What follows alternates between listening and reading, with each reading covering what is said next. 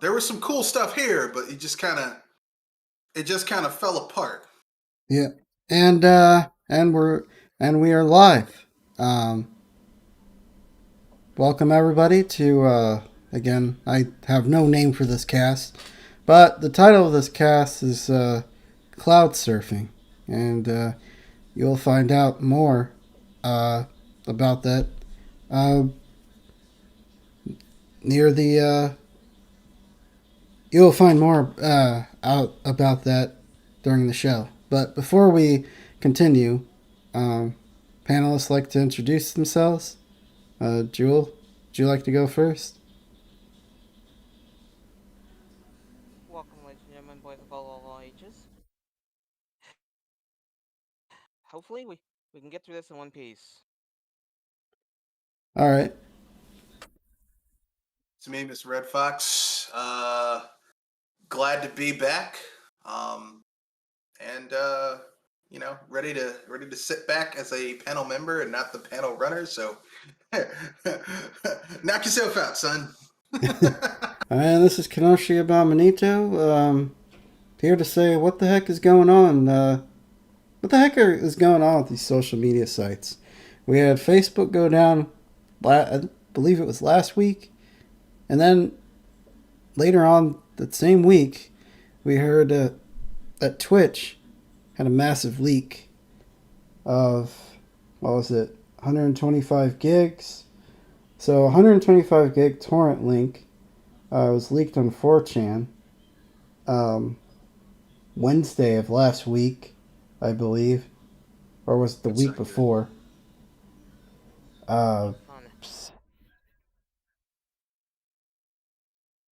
Stating that the leak was intended to, I don't know who said this exactly, but stated that the leak was intended to foster more disruption and competition, and that the online video streaming space. What do you guys think that means exactly? It likely means that somebody was a little pissed off at them and tried to get their attention through literally giving everyone a heart attack. Well, the thing about Twitch, right? A lot of people believe Twitch was Justin TV years ago, and then they got bought out, and then so for a while it was seen as a video game streaming site. People could stream their games, make a little extra money, interact with the community, and then a bunch of cam girls decided to come and And mess flash. everything up. Yeah, they decided to flash their breasts and make tons and tons of money, essentially ruining. People feel like they ruin the platform because it's kind of like, well, you guys have sites that you could use, but they the You guys problem with want something that's more public. the the problem, well, yeah, and the problem with the cam girl stuff is that it's a very oversaturated market. So if you go, do it somewhere Maybe true, else, but and you don't have maybe to, and you don't have to do as many weird things, uh, you know, and you still make a decent amount of money, even more money. Well, I guess that's what you're gonna do. Well, So to be fair, they weren't really doing really explicit stuff on Twitch. It was more like dressing somewhat provocatively. it's kind of rated R. yeah, It's like Kind of rated R material, right? a female streamer would wear a low cut dress and sit in a chair and bend over suggestively. And for a lot of dudes who are, I mean, the stereotype is that dudes who play video games don't have much of a social life with whatever your gender persuasion is. Um, and so, it's like, well, they come there looking like they're going to see something, but really, they'd stay for the content or whatever. But I mean, that ended pretty quickly. because even on Twitch it got saturated. When Twitch was bought up by Amazon, they basically instituted all those things that get people banned. One of the things I thought interesting with the hack is that we find out that there's a list of Twitch people who will never be banned. Yeah. Yeah. Oh, So you're kidding me. Twitch has double standards, because one of my favorite, personal favorite, and this is not an endorsement. I'm not. This isn't. I'm not being paid, but one of my favorite websites is doubletoasted.com. And Double Toasted came out of a gentleman and his crew who were part of forgot the name of it. It was it was basically during the burst when people were trying to get their foot in the door on monetizing pop culture, nerd culture, and geek culture and movie culture in the early 2000s, mid 2000s, and that site went under. It was defunct, and so the guy basically came back, and now he created his own website, and now the guy has he's on Twitch. And I'm subscribed to the guy. I was subscribed to him before he went on Twitch. And I like to listen to the guy. He talks about some risque stuff, but it's like a talk show format. So, I mean, you got to talk about stuff like that. But I get what you're saying. But it's not cool that the biggest people who make money for Twitch kind of can get a pass. But we've already seen this, right? Because remember when that guy used the N-word on Twitch, and then he's back on Twitch? PewDiePie. Yeah.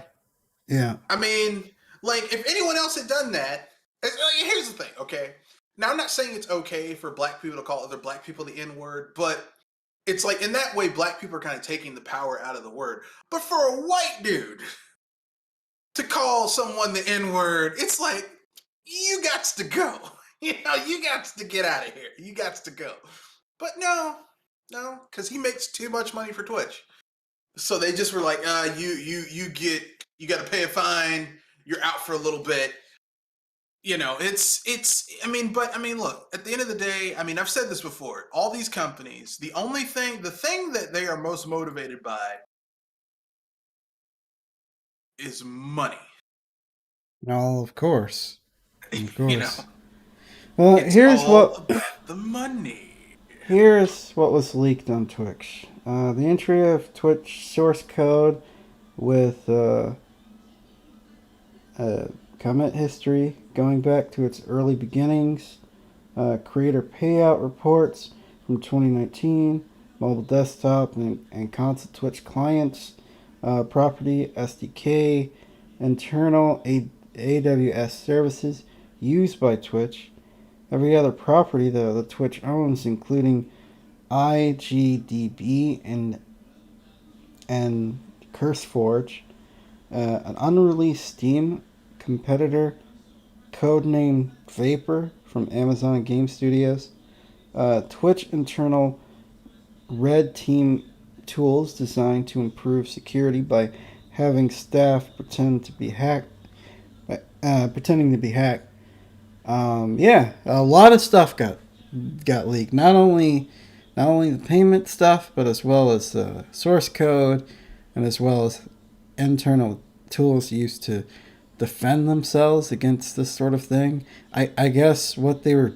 This was more than likely an inside job. Yeah, So, disgruntled employee who said, "I'm yeah. tired of your BS, and I'm gonna let everyone know that you guys are full of what." The thing about scatology. the thing about crimes, right? The thing about big crimes like this, or or crimes in general, a lot of them happen from the inside. It's usually somebody from the inside that screws you over. It's not, it's not. Something like this is too big, and the information is too complete for you to say it was a hack. Because typically hacks are gonna take a certain amount of stuff, unless it's something big like that Sony hack where it was like, okay, come on. Well, that was just a simple DDoS. You're just sending a bunch of requests to the servers like that. That wasn't necessarily anything, groundbreaking or anything like that. Like I don't think a whole bunch of source code to games, and I guess credit card information was certainly at risk, but Yeah, You know, yeah, but eh. Yeah, but so somebody at Twitch was mad and decided, well, I'm just gonna leak everything. So yeah. I can't really blame them because what people need to realize: Twitch, YouTube, Facebook companies are all about monetizing information. Okay, they're about monetizing information, and they care about their bottom line, right? yeah, They're not your friends. They're not your. They're you know, people like I prefer to. People get in these wars about this stuff, but it's about money, you know. And Twitch yeah, is owned by Amazon, and Amazon, if you know anything about Amazon, Amazon is uh, like I wouldn't be surprised. Like Jeff Bezos looks like a Bond villain. Okay, yeah, so I would not be. I would not be like. I would not be surprised that there's something nefarious going on there. All right, not slightly would I be would I not be surprised. So you know, people need to understand that and get over it. Stop being whiny about it. You know, well, you know, it's like, look, you know what's going on here. Okay, we all know what's going on here. Okay, it's about money, Mhm. money, honey, money. yeah, yeah, and yeah, I just think it was just sort of crazy that all that stuff happened. The Facebook going down, Twitch hack, it all happened at once. That was pretty weird. Well, But I mean, you know, I think with Facebook, I think that leak that it was Facebook went down. I think it could like I think two things, either one of the two things. Either it was a legitimate hack, or Facebook was like, well, you know, you complain about us, but see how terrible your life is without Facebook for a day. And really, I didn't notice anything because I've been on Facebook for years. And I mean, can we all agree that Facebook is just a terrible, terrible, terrible platform anyway?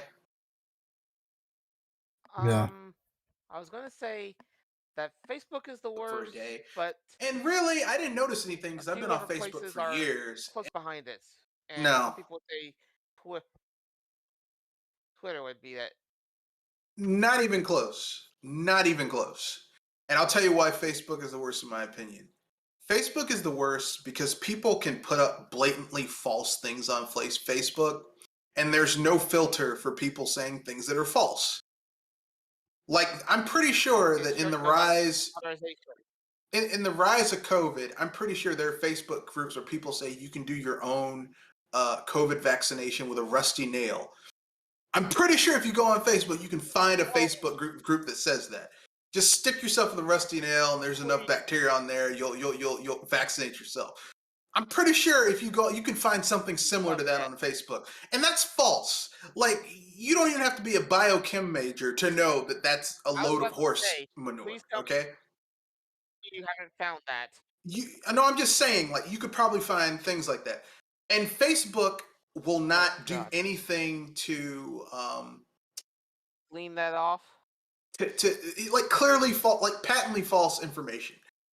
You know, on Twitch, if you put something that's patently false, like, you know, hey, if you want to protect yourself from a deadly disease, just stick yourself with a rusty needle. There's no, like, you're literally just putting up BS right now. And if people follow this information, people could die. You can't say that, you know? Like you know and I know some people are going to say the opposite end of that is that, well, you know, you have the right to free speech in a public place, and as long as you're not harming other people. But Twitch, Facebook, Google Plus when it was around, like all that stuff, Twitch, those are private organizations. They're providing a service that they monetize. So they can totally censor people who are saying things that are out of pocket. They just yep, Facebook chooses not to because they're making too much money advertising. Okay? And when you put money above, like, here's how foul Facebook is. Mark Zucker, who helped found Facebook, he's not the main guy, but he helped found it. is Jewish. There are Nazi hate groups that have Facebook groups on Facebook. A Jewish guy would let Nazi hate speak be bounced around on Facebook because he's making money with the adverts. Okay, that's foul. Okay, that is foul. Facebook is terrible. Okay, and I'm so glad I said forget this stuff and made it walk a long walk off a short pier years ago, because Facebook is Yeah, it's I just use terrible. it. I just use it to keep in contact with certain people. I don't really go on Facebook and surf. It's just, well, just another way to be able to reach certain No, I people if get I it. don't have A a lot of number. people use it for family members and people they went to school with. I used to use it for people I worked with when I was in AmeriCorps. Even now, I'm just like, I can't. I can't. I can't. It's like Amazon. Amazon is an evil corporation, but they make it so convenient for certain things. I'm like, okay, I'll try to minimize my usage of it. But Facebook, there's so many other ways that you can keep in touch with people aside from Facebook. There's Yeah. LinkedIn, That's not even funny. there's Twitter, there's actual emails. It's like I don't need Facebook to talk to people. So I try to stay away from Facebook. It's just, it's like Facebook is a bridge too far even for me. I'm just like, I can't do it. Welcome to the club. So the next Even story, I try to keep away from Facebook for sure. Yeah. the next story is Sony is ending credit card payments, as well as PayPal payments for the Vita and PlayStation 3. I think it's the PSP as well. And they're trying to. The only way you can buy games. Alright. I don't know the exact date. They might have already done it, or it might be near the end of the year. But coming soon, coming to a PlayStation, an old PlayStation near you. You won't be able to buy games just using your credit card or PayPal. You'll have to use those prepaid cards. I mean, that's more secure, but I mean, you should still have the choice. You know what I mean? Yeah, they But just they wanna. They just couldn't just shut everything down. They just had to. yeah. They had to do it. They have to do it slowly. Kind of Well, make let's it keep it real. inconvenient. There's too many people who are still rocking a PS3 because there's some good games on the PS3. So, you know, Yeah. they can't just be like, okay, we're done. Like they have to slowly wean people. It's kind of sad because I think the PS3 was. Uh, I think if you can get past Esoteric. how terrible it was for the first year and a half, 2 years, that after that it was a really good console. And it's Yeah. kind of sad that Sony can't have a better way of weaning support off of the PS3, Now which this is would be sad. this would have this would have all been alleviated if they had backwards compatibility for one thing. Yeah, you're right. That would have helped. I mean, I've said this before. With the PS4, their big thing was it's a Blu-ray player. I would rather have, just personally, I would rather have not had Blu-ray support, because who needs Blu-ray support when you have streaming? Yeah, Like, I Blu-ray was don't it. care. No, go ahead. Blu-ray was and Blu-ray is actually, pertaining to games, is actually slower as a medium. That's why the game had to install Yeah. in order for you to run the game, because reading off of a Blu-ray disc was a lot slower. I Well, take it still is, since you still have to install games / well, download them because it can't fit on a disc. the really sad thing about Blu-ray, just in terms of the format, is that Sony pushed so hard for Blu-ray to be a thing. Well, streaming comes out, and like I'm a cinephile. Like I love collecting movies. I have physically uploaded through VHS, DVD, HD DVD, and some Blu-rays. So many of my movies up to a home server so that I can watch them whenever I want. And these are movies that I have that I don't physically own. But I mean, Blu-ray, like, no matter how many movies I have on my home server, I like it's dwarfed by what I can watch on Netflix, Hulu, Amazon Prime, um, Oh yeah. HBO Max. Streaming physical media in the like, unless it's something you really, really want, physical media is inferior to the amount of stuff that you can get just from paying a flat fee and streaming. Yeah, exactly. So it's like Sony, like with the PS3, a PS4, a PS5. I would rather have no Blu-ray compatibility and have like physical backwards compatibility than have Blu-ray and no backwards compatibility. And Because it if gives people are going to say, well, the PS5 has backwards compatibility, yeah, it's emulating a PS4. That's all it's doing. and it gives you an opportunity to try out things that you wouldn't have tried out before when you stream. Especially with me with music, I wouldn't have found the certain musicians hadn't it been for streaming, being able to stream music. So like Spotify or YouTube Music or whatever. Yeah, yeah. I'm with you 100%. But that's Sony for you. I mean, they're basically slowly but surely, like it would be the smart move. But I mean, everyone's been doing this. Nintendo did it where they dropped the old Virtual Console for their Nintendo eShop Now, and it's like, well, the old stuff was better than the new stuff, but um, people don't like to hear that sometimes. But Yeah, yeah. that's my own personal opinion. Ah. I'm gonna And stay out. yeah, yeah.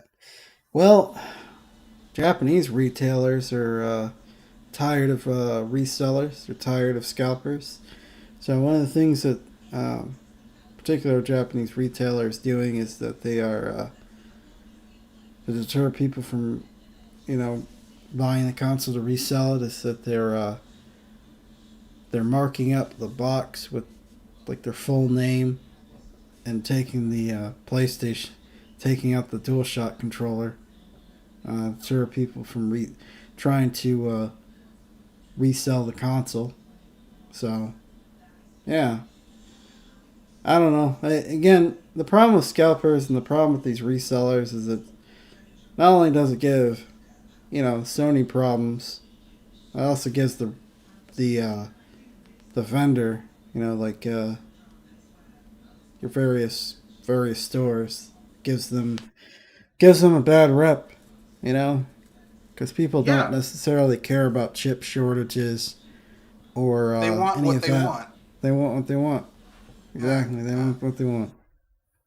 When people have the money and they want to go buy something, and then they get there and they discover, oh, it's sold out, and then they go to someplace else and try and get it, and it's you know prohibitively expensive. Like right now, if you want a PS4, I mean a PS5 or Xbox Series X, if you go on eBay, it's like over $1,000 Yeah, for one of those consoles. That is, how can I say this? That is total and complete bovine scatology. yeah, All right, that yeah, is the definition, and I'm talking like a big steaming cow patty, right? yeah, yeah, And that's what we're dealing with here. yeah, That's what scalpers are doing, and that's just, I mean, those are systems. There are games that you can't get because they've been uh, they've been bought up, and it doesn't help that some of these games, especially retro games, these companies will not release them in digital format. You know, like I'm a GameCube fan. There are entire GameCube games that there's no re-release digitally for these games. So if you want them, you have to go and rebuy them. And, a lot of people have bought these games up.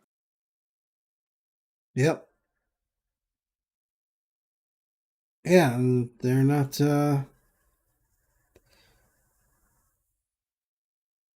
And apparently it probably is not going to get any better. But most customers are gonna, in the words of Reggie, it's not my problem. Yeah, Uh, companies don't uh, care. They're going to uh, get their money either way. yeah.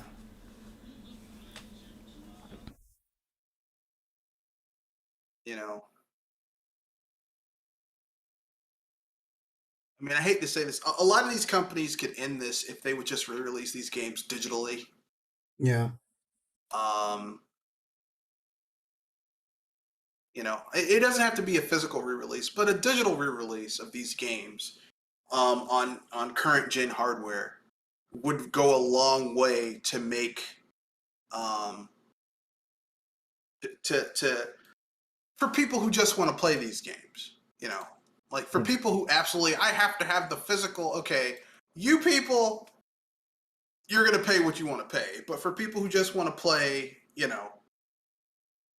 this game or that game, there's no need for stuff to be that expensive. Prohibitively expensive, that is. Oh yeah. Yeah. That's crazy. But Metro Dread just came out and launched with the OLED Switch. I don't know if any of you picked that up. I didn't pick it up. I didn't think it was worth it. I'm just gonna wait for the Steam Deck. Way more interested in that. Yeah, as am I. I mean, it sounds nice because obviously I have a phone with an OLED screen. I mean, OLED looks nice, but again, $50 upgrade to minimal changes. Nah. The thing that bothers me about the thing that bothers me about the OLED OLED. is the Switch OLED is that this is a device that's geared towards people who are playing the Switch in handheld mode. But I play my Switch. Yeah, I play my Switch as a console, and it's hooked up to my huge 4K.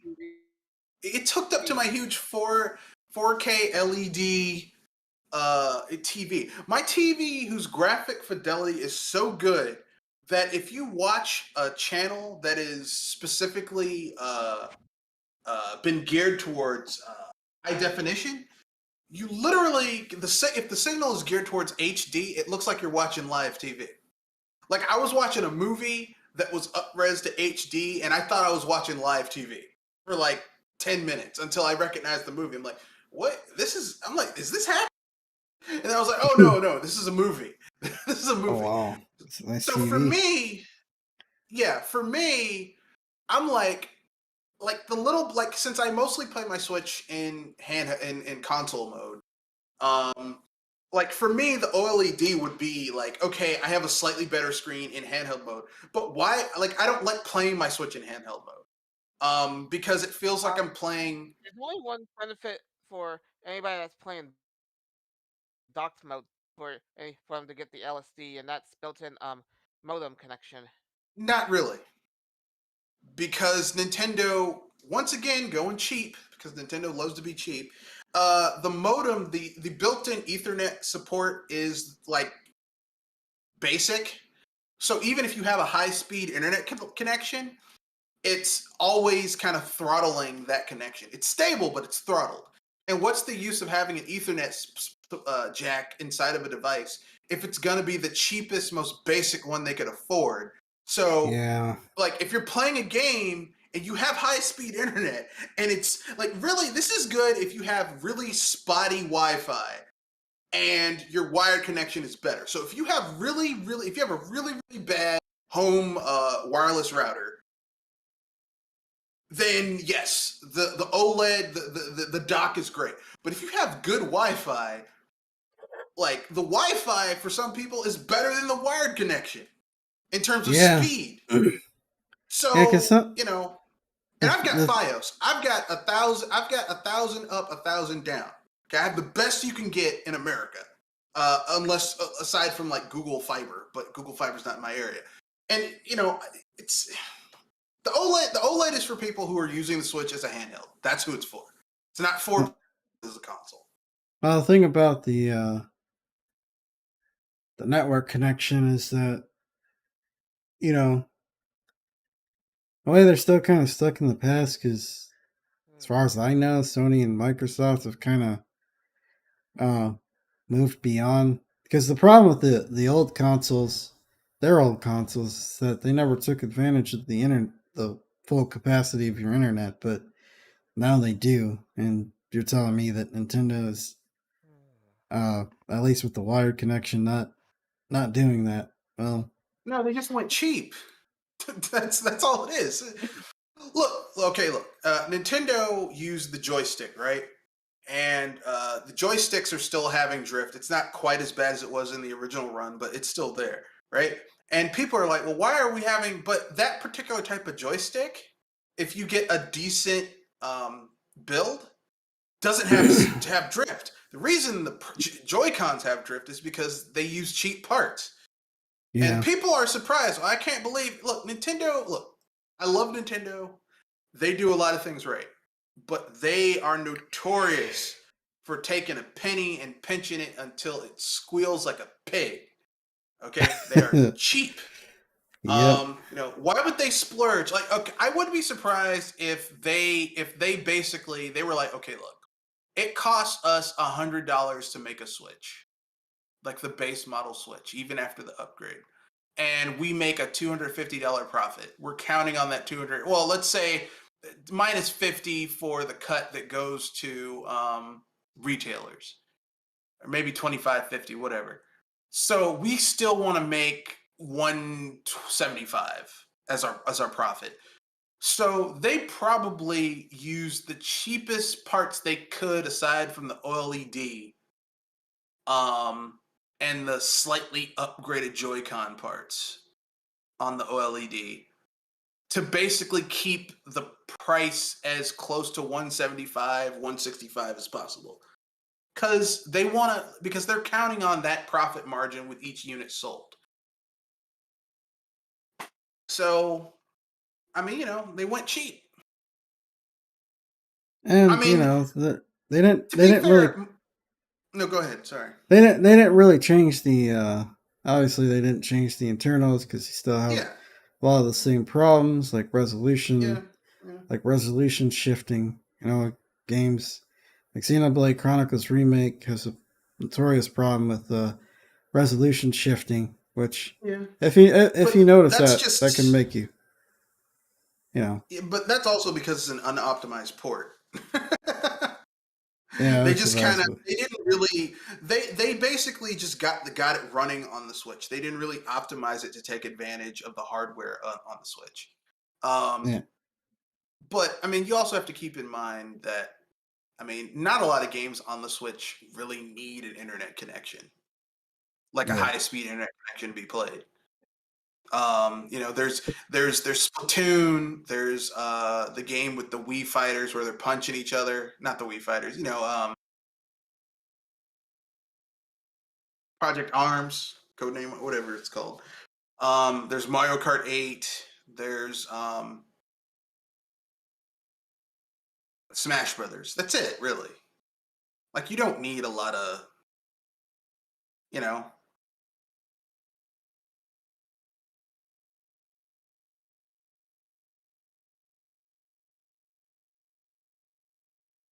you don't need a lot of bandwidth to play those games.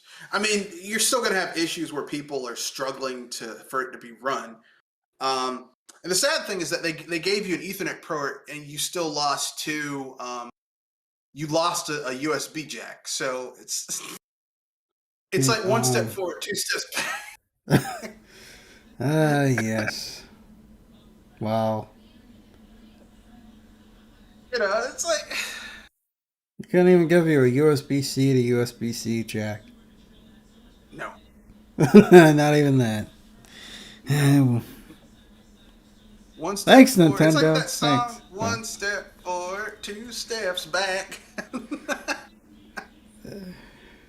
But I mean, like the way Nintendo's been approaching the Switch generation, it's like this is a good move, and then they do something where like that makes no sense. Like them bringing the adding more games to the virtual to the online library with N64 and Genesis games. That's a good move. But then they're like, yeah, and we're gonna give you the 3-button Genesis controller. I'm like, why?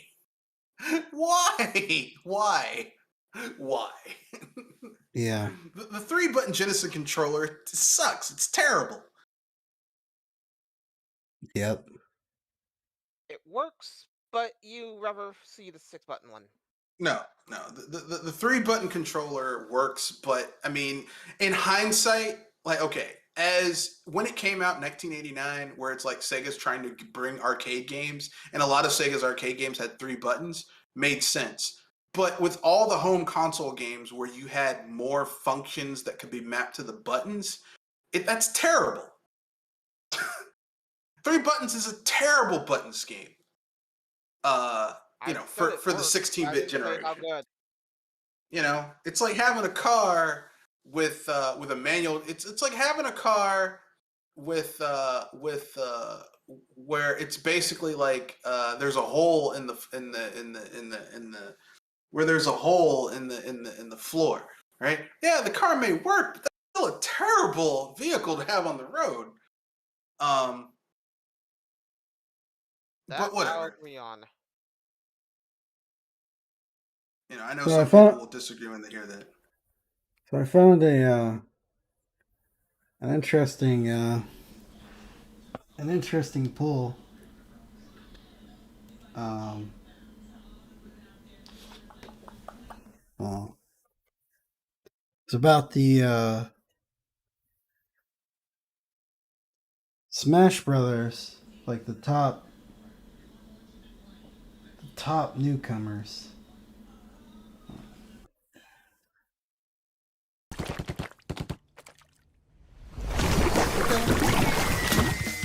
I guess we're gonna do this. Let's do it. Let's do it. let's do it.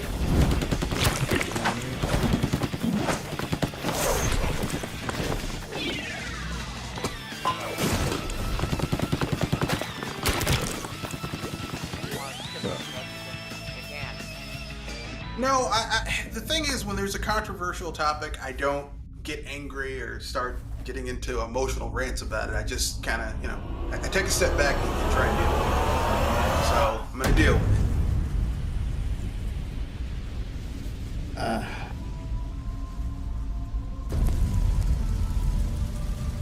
Weird.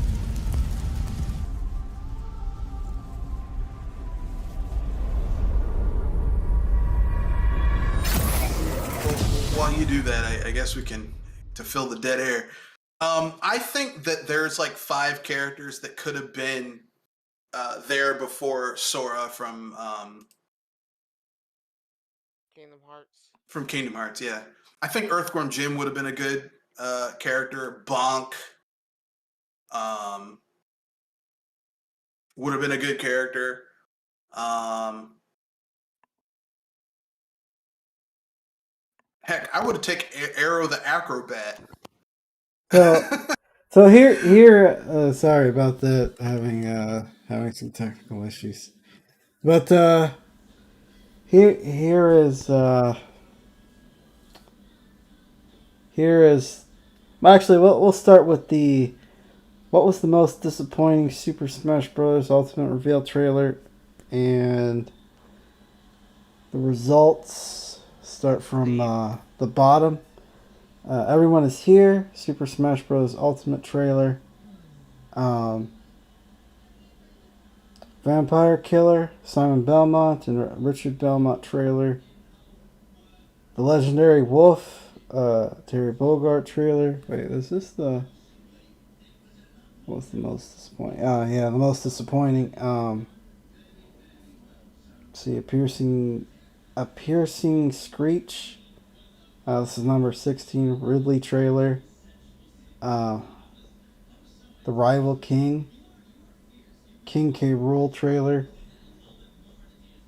the Iron That's Fist. from least to worst or worst to least.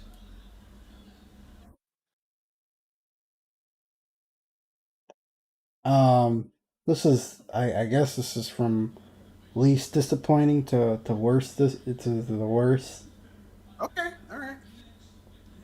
Uh, yeah, Just 15 asking. was 14. Iron Fist of Darkness, Kazuya trailer. 13. Best Friend Banjo Kazooie trailer. 12. Super Smash Bros. Is coming to Nintendo Switch Inkling trailer. Uh, 11. The One Wing Angel Sephiroth trailer. The Last Key Sora trailer.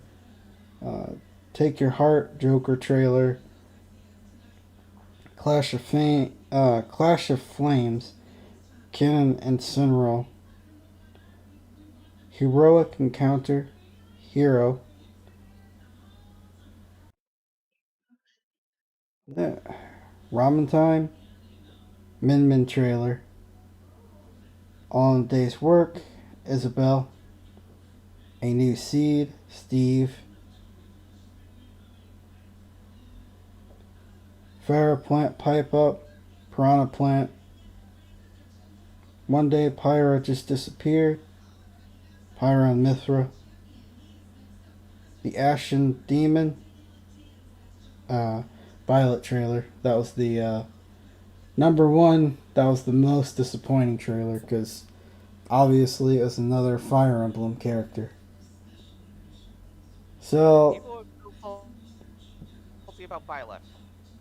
I mean, I like okay. I'm gonna say something controversial. I don't think any of the character reveal trailers were terrible, except maybe Piranha Plant, which was just kind of stupid. Because they gave an epic trailer to kind of a joke character.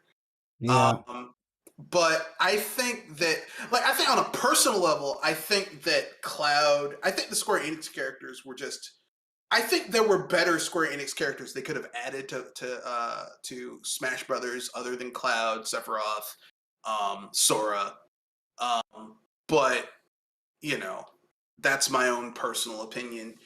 But I don't think any of those trailers were bad. Like even like okay, look, people are gonna be like, "Well, Fire Emblem. I'm tired of Fire Emblem."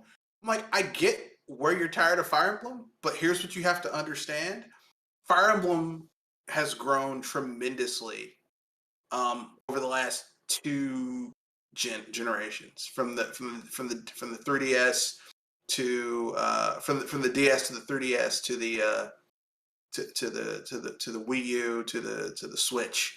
Like Fire Emblem has really grown, so it would be remiss of them as a business to not push it.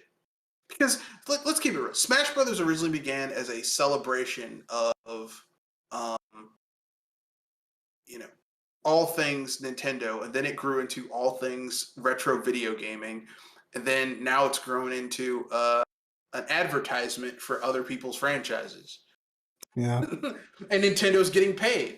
I mean, you don't think Nintendo got paid or got some type of deal in place? The reason you're seeing the reason you're seeing um, the reason you're seeing Kingdom Hearts trilogy being streamed on the Switch is probably because Nintendo said, "Hey, you can have this character in our game." And I guarantee you, that's given more because look, Kingdom Hearts is still kind of a niche game. All right, it has a fan base, but it's not like a huge fan base. And so this is going to make it more interesting. This is going to add some extra stuff there, and that's a big deal for these people. I mean, yeah. I don't like Kingdom Hearts, but I know a lot of people do. I You mean, know, obviously the fan base is big enough that they keep making more games for this freaking franchise. yeah, but how long between 2 and 3 though? That was like a Yeah, it's a decade. good. Yeah, Nearly, So if the said franchise, nearly 10 years. if the fan base was that big, they would still be making the stuff. Like, so I mean, I don't think the fan base is that big. I think it's vocal, but I don't think yeah, it's that big. yeah. Yeah, exactly. Yeah. So here's the what was the most hyped Super Smash Bros. Ultimate reveal trailer? Um, Bayleth, at the bottom, number 19. Isabel, Hero, Min Min, Pyra and Mithra, Piranha Plant, Steve at number 13, Ken, Ken and Incineroar, Hmm. uh, the Inkling trailer, Ridley trailer, Simon Belmont and Richard Belmont, King K. Rool, Joker, Kazuya trailer, which I'm surprised is so high up, 8, because I figure people would want Heihachi, because isn't he like the main character for Tekken? I don't really know too much about Tekken. I mean, he's one of the main characters. It's like Soul Calibur. Soul Calibur doesn't have like Soul Calibur, Tekken. They don't. Those games, Dead or Alive. Those games don't have like one main character. It's like there's like 4 or 5 main characters. Like Street Fighter, you could argue and say that the main character is Ryu. You don't really have a main character. Like you don't have like a single main character in Tekken. Yeah. So he's one of the main characters.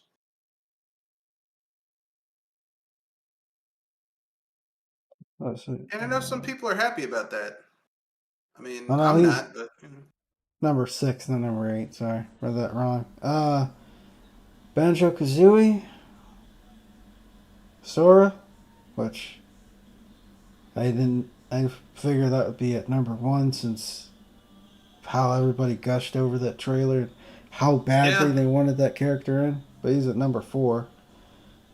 mini Ter- underwear had to be changed after that announcement, but the mostly just the fanboys of Kingdom Hearts. yeah. Oh, Terry Bogart. Um, Everyone is here. That trailer at number 2, and the number 1 most hyped character. Drumroll, please. The one-winged angel Sephiroth. It's kind of I mean, I surprising. keep on saying this. There's better Square Enix characters who could have been more important Square Enix characters who could have been in the game aside from the 2 of Final Fantasy and 7. Sora. Yeah, there's more important there's more important Square Enix characters that should have been there aside from Cloud and Sephiroth and Sora. Yeah, They're yeah, popular, but like here's the thing: if like Smash Brothers used to celebrate video game history, like I would say Brawl celebrated video game history more so than popularity. And if they had followed that ethos, still, you probably would have had like one of the characters from like one of the 16-bit Final Fantasies, maybe Chrono from Chrono Trigger, which would have made more sense to me. But Well, I think, and like another reason people probably didn't like Sora, because it was just another sword based character. I guess people are kind of upset about having a bunch of sword based characters in the game. It's just like whatever. I was gonna make the joke. Too many swordsmen are there? not really that. It's just, I mean, to me, I've never been a Kingdom Hearts fan. I think it's an overrated franchise. Um, I think that when Disney let Square Enix have those IPs and make a game, I think Kingdom Hearts was absolutely the most basic, unambitious um, title they could make with those IPs. So Like I'm just like this is. I mean, and you just keep on having Final Fantasy cameos. Oh, it's Sephiroth. You get to fight Sephiroth. I'm like, I don't care. I don't care. I just don't care. I don't care about Kingdom Hearts or those characters. And Final Fantasy VII's overrated. Um, it doesn't add anything new to the Final Fantasy series. It doesn't do anything really innovative. Um, there are some refinements to the gameplay, but nothing that's groundbreaking. So, overrated. Yeah. So, I mean, it's just there were better choices, but whatever. Yeah.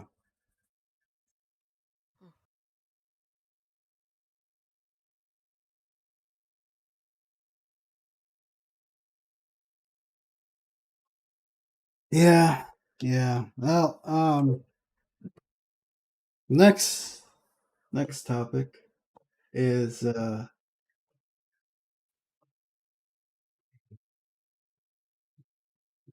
um next topic is I'm going to introduce with a clip.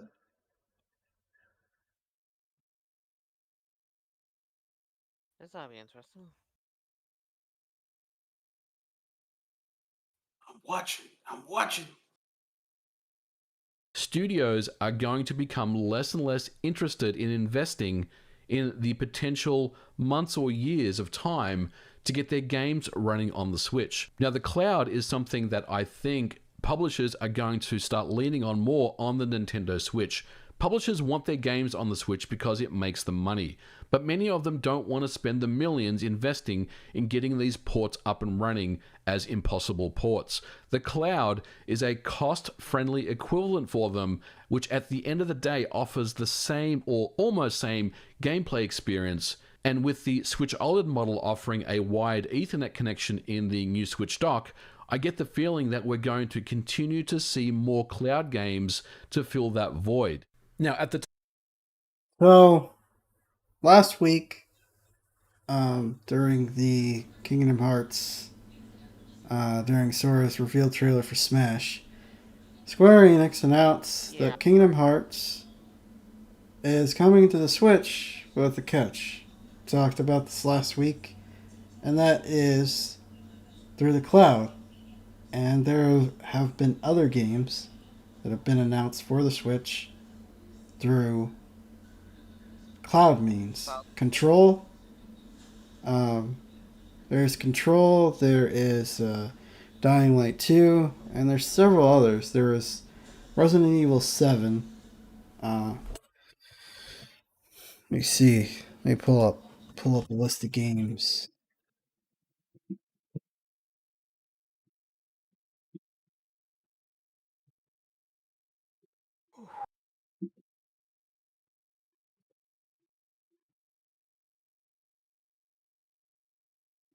Well, while you do So, that, so no, sorry. there's Resident Evil 7, Assassin's Creed Odyssey, uh, Fantasy, Fantasy Star Online, um, yeah, Fantasy Star Online, Control Ultimate Edition, Hitman 3, Plague's Tale. Those are so there is at least 1, 2, 3, 4, 5, 6 games. Let's see, is there more? At least 6 games. There's even more. The Forgotten City, Marvel's Guardians of the Galaxy, Dying Light 2, uh, Stay Human, and I said Plague's Tale, Kingdom Hearts HD, Kingdom Hearts, all the Kingdom Hearts games. So there is 1, 2, 3, 4, 5, 6, 7, 8, 9, 10, 11, 12, 13. I'm going to say something that's unpopular, but we got a bit of a problem. Got a bit of a problem. When, the Switch was designed to be this hybrid console that you could take anywhere. Um, and and in order to play these games, you're going to have to be connected to the internet at all times. Yeah. And not to So you're mention, not really. No, sorry. Go ahead. so you don't. So I'm gonna say that these games really aren't coming to the Switch. Not necessarily. Technically, they're not, since you can't play them natively on the hardware. Yeah. So What you're paying yeah, for is 60 or whatever much you're paying for. You're paying for access to their cloud servers to play these games. yeah. Yeah. So you know, um,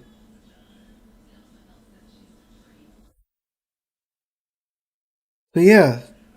So we have a bit of a problem with a lot of these games coming to the cloud, and it's just kind of weird that. Well, I guess it's not all that weird.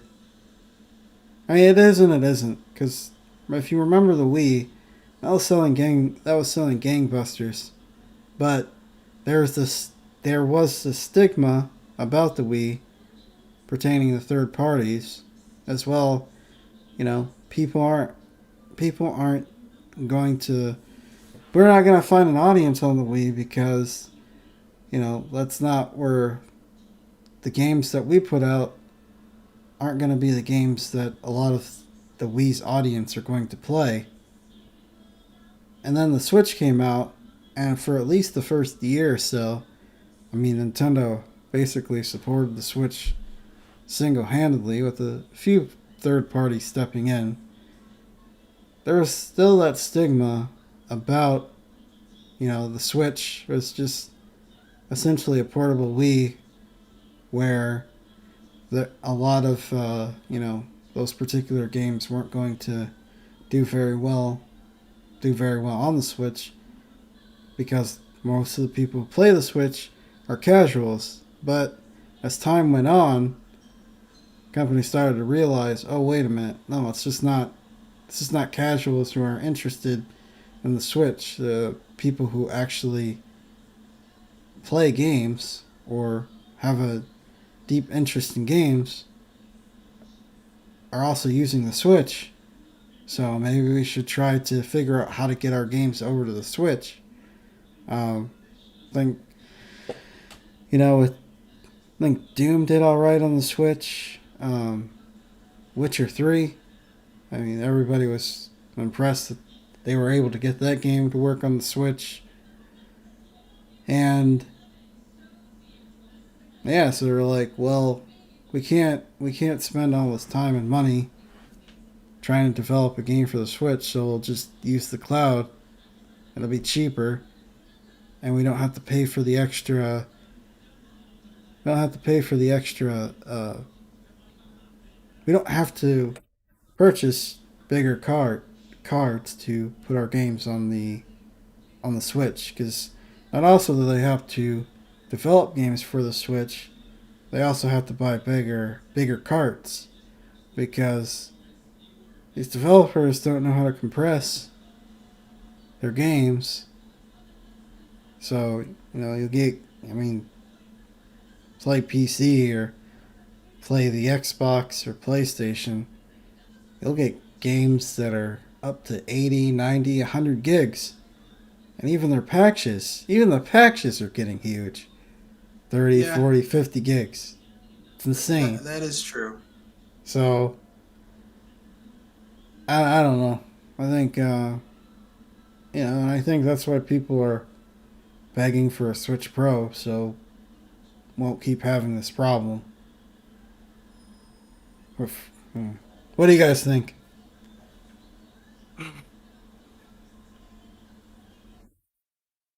Okay, I'm gonna dive in there. Let me get my diving cap on.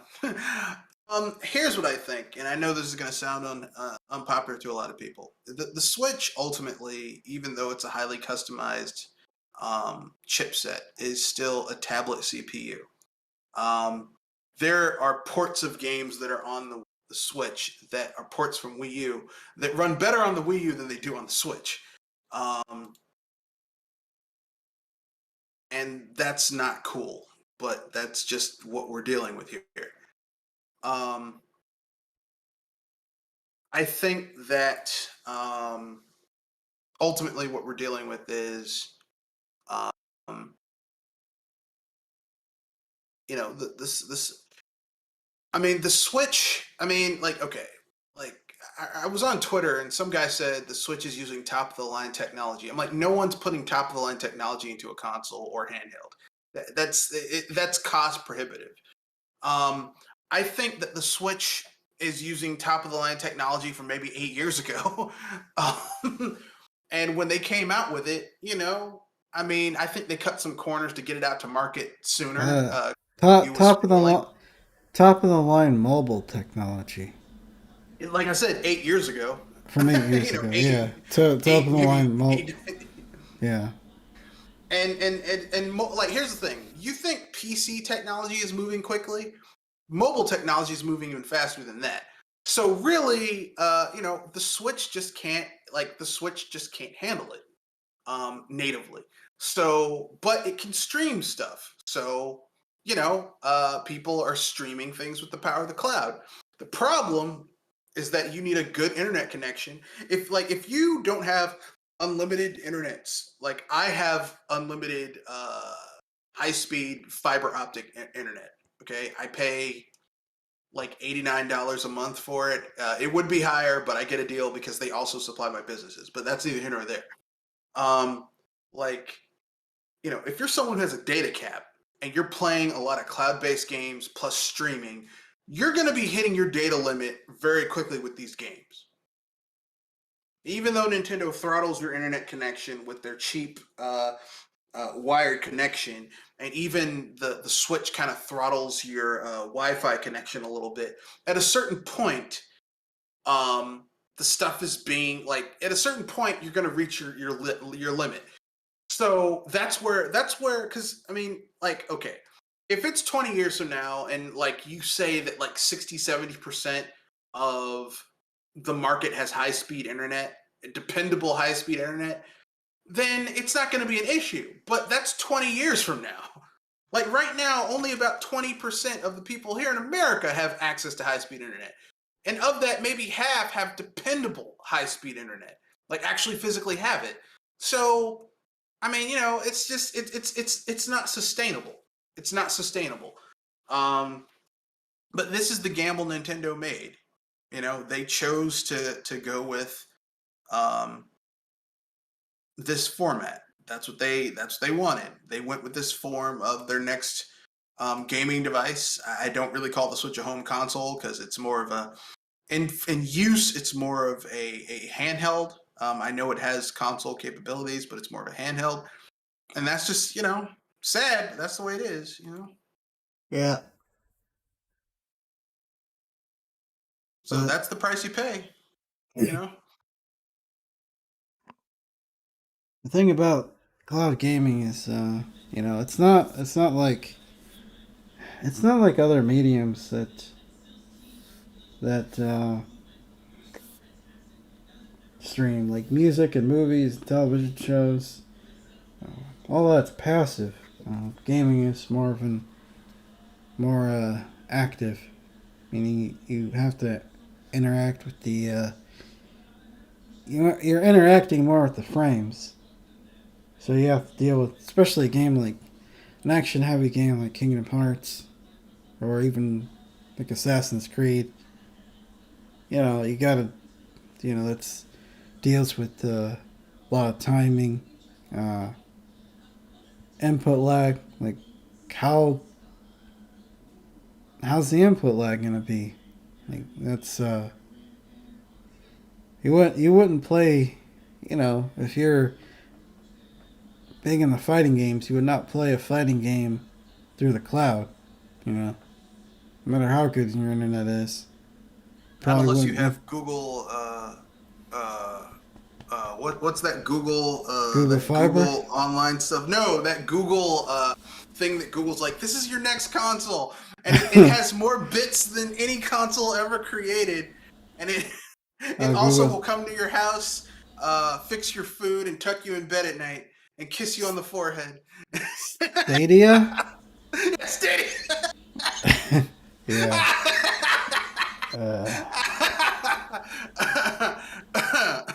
I'm sorry, I had to take that pot shot. It was so easy.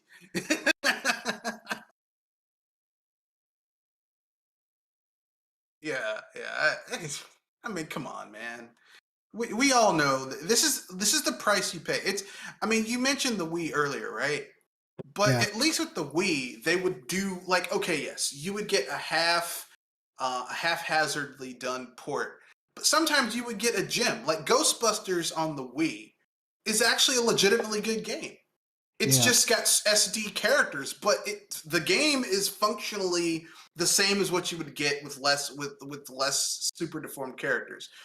You know, you got a Far Cry game on the Wii. I mean, it's not great, but it's pretty good.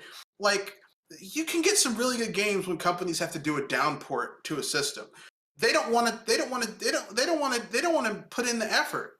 They would rather take the short, easy route to doing it. And I mean, look, I understand these companies are businesses, but you know, like Kingdom Hearts, they saw in the first year when the Switch was selling gangbusters that hey, maybe we might they totally had a chance to put those games on that system. They had 4 years to do a port. 4 years. And even if they didn't want to port the entire trilogy, they could have done Kingdom Hearts 1 and 2. So, I mean, there's no excuse for that other than just laziness at this point. This is not a we can't do it because it's difficult. This is a we're lazy. I mean, look at The Witcher 3. That game was struggling on the PS4 and the Xbox One. Yeah. And But they they figured out how to get downgraded it it. enough. Yeah. They figured out how to get it on the Switch. And I'm just kind of looking at Kingdom Hearts, at least the PS2 games, and like, what? What? I mean, I've heard all the excuses. Well, they had to port it to the PS3, which was a nightmare because they lost the source code. And how do you lose I the have a source code? question. How do you lose the source code to one of your biggest franchises? Yeah, I have a question Uh, about that. As a consumer, is that my problem? well, yeah, exactly, exactly. See that's that's the point. At the end of the day, it's like you hear all the crocodile tears, or like, oh well, we lost the source code, and it was a hell of a time to try to port it to the PS3, and then we had to port it to the PS4. We don't want to do it anymore. It's like, Yeah, really, here's my thing. guys? Here's my issue with this, okay? They ported, okay, like Square Enix said, well, the reason we put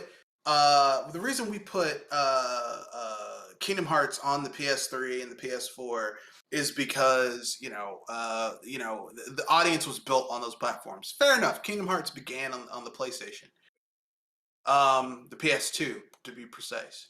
I'm okay with that. That doesn't bother me. But then you put it on the Xbox and PC before you put it on a Nintendo console.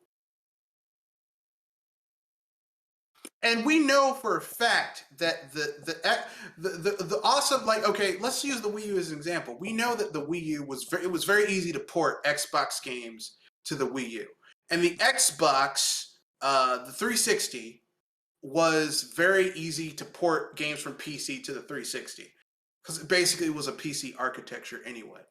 So if they could port those Kingdom Hearts games to the Xbox, um, there's no reason for those games not to be on Nintendo systems. This is just excuses for people not wanting to do their jobs. That's Well, all it is. I mean, and people must count or people forget. People love to forget uh, the bastardization of Chrono Trigger on mobile Meme. devices, and then Yeah. the poor PC port. Again, the bastardization of Final Fantasy VI on mobile, and again Yep. porting it to the PC. It's like, you know, I, I don't understand the reasoning of people sometimes when it comes to certain companies. Well, here's the Like, hilarious thing, right? They're like, okay, like Square Enix is like, we lost the source code for our games. Guess what? You're the original IP holder, so they could have literally gone to a ROM website or an ISO website and get it that way couldn't they just and have the take? data. Couldn't they just take a Kingdom Hearts disc and rip the disc and get the code that way? I don't know. Yeah, I but don't know that how takes these things effort, work. dude. That takes effort. And look, if we know anything about modern Square Enix, they are not SquareSoft. Okay?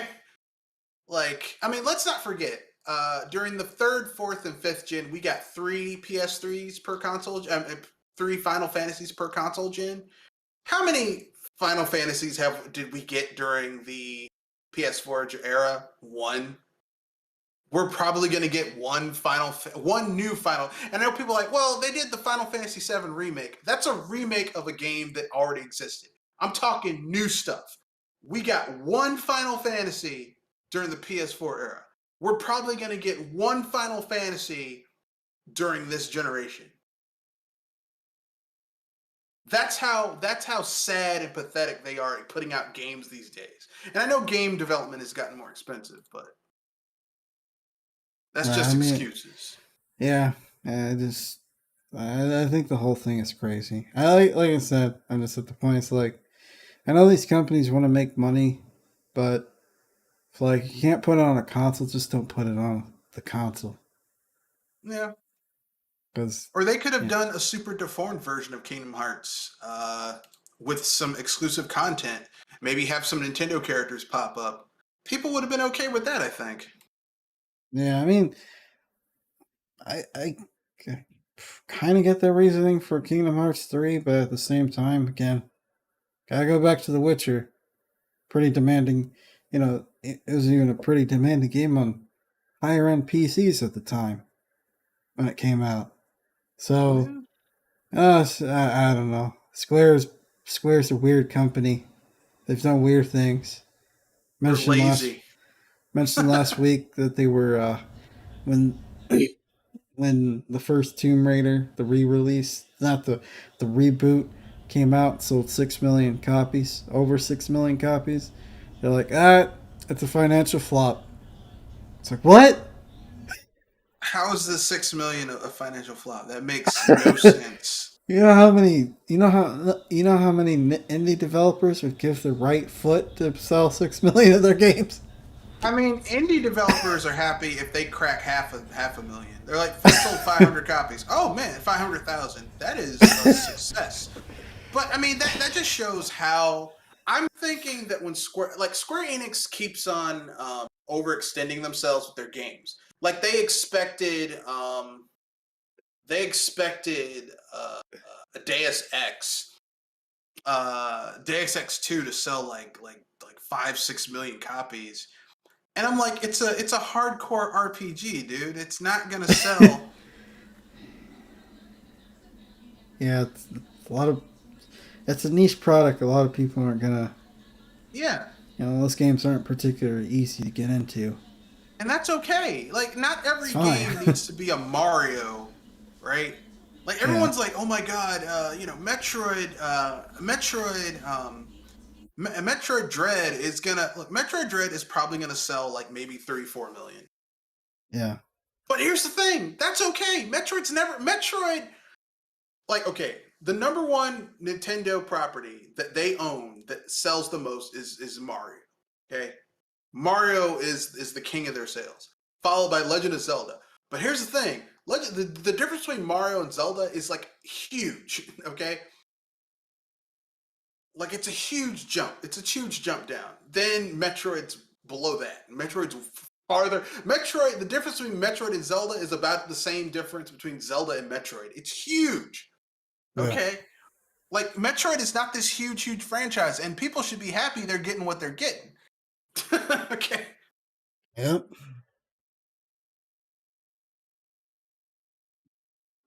Yeah. Well, I don't know. I just think I think honestly people are still gonna try to pick. They're still gonna pick it up because at least they finally have a way to play that game on the Switch. But it was definitely Yeah, deflated. Definitely deflated a lot of hopes and dreams. That's for sure. yeah, but I mean, like, okay, for people who mostly use the Switch as a handheld, if there's some place where they don't have high-speed internet or Wi-Fi, they can't play it anyway. Yeah. Because if you're playing a cloud-based game, you don't own the game. You're not playing the game. What you're playing is you paid $60 for access to their cloud-based server. That's what you're paying. You're paying to use their servers. Yeah. Here's the final topic of the night. It's a little bit, but it's a lighter topic. So, I believe this is a Russian company, um, Caviar, is making a PlayStation 5 Gold console. Comes in a chassis made of 18 karat gold and featuring an embossed amatate Embossed. embossed um uh oh ornate patter Ornate. ornate patter that creates an amazing play of light and shadow. The console comes out with an exclusive stand made of black wood and a controller with a genuine leather overlay that features the same embossed Embossed. ornate embossed ornate pattern as well as 18K gold stick with the caviar logo type. So yeah, it's the console is supposed to cost around $500,000, and I think they're only making like 5 of them or something. Like they're making a small amount of them. Um, I was thinking about this a couple days ago. It's like, I wonder if people buy these sort of things, like these ridiculously priced things, way to hide like it's a way to hide their money, either from No, no, because you can't resell this stuff and get close to the value of what it was when you bought it. It's like people who buy those really. It's like people who buy jewelry as an investment. Unless it's an ultra custom rare piece, you're never going to get what you put into it to get it. Like if you spend 4 million on a diamond necklace, if you resell it after like 5 or 6 years, you're lucky if you get a quarter of that. I Um, thought I thought it was just a way to either like hide their earnings from like no, taxes or from like, and then they just resell it to you said this recoup is from some. Russia, right? Yeah, I think this is a Russian company. Yeah, if it's Russian, there's probably something scammy with it, but like the actual device probably is not. Like this is probably a status symbol thing where people are Mm, like, well, like kind of like how people buy expensive cars, yeah, stuff like that. yeah. So I don't. I just don't know who in their right mind would buy a solid gold or a gold plated PS4 for that, or PS5 for that much money. But this company does a lot of wacky things with phones and other devices. Mainly phones. Like they made this gaudy looking iPhone with like diamonds and it was gold and it cost a few $100,000. It's just I don't yeah, know. that sounds like a status symbol thing. Like here's the thing: if you go to a country where you have like a lot of people who are nouveau riche and nouveau rich and really didn't have a lot of money, and now they have money and they want to show it off. They're going to buy gaudy, ostentatious things in order to show off how much money they have. Yeah. So, I'm going to have an iPhone with a diamond with my initials etched on the back in diamonds and a gold case. Like, people are going to do that because they're like, I've got the money and I'm going to spend it. I wouldn't do it, but I just don't know why you would want to carry around a $500,000 device that's going to be obsolete next year. Just seems a little dumb. But whatever. People have, if you have the money and you can spend that kind of money, then and if you're not gonna miss it, then well, I mean, you can do whatever you want. So, anything else before we close out?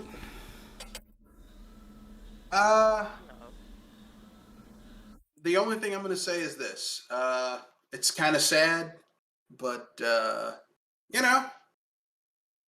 some people, they like spending money on BS. So, like, gaudy, ostentatious stuff. Yeah. They love to flaunt money. I mean, I'll be honest with you. I would rather than having a gold-plated PS5, I would rather have that in stocks and bonds. Because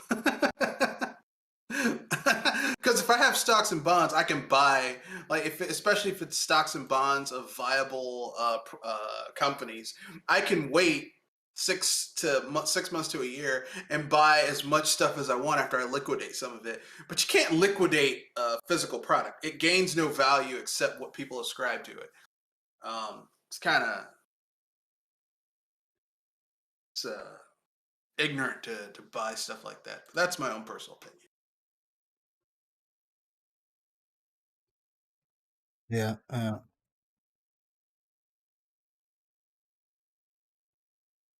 Well, this is fun having you guys on. This is when I got. You guys have anything you would like to pimp out before we call it a night? All right. Yes. I'd like to pimp out BS Busters tomorrow, 7:30 p.m. to 9 p.m. We're covering the 20th anniversary of the GameCube, plus some other stuff, but mostly the 20th anniversary of the GameCube. That's it. All right. All right. Well, we'll see you guys next week. Have a good week, and thanks for anybody that was watching or will watch this in the future. Peace.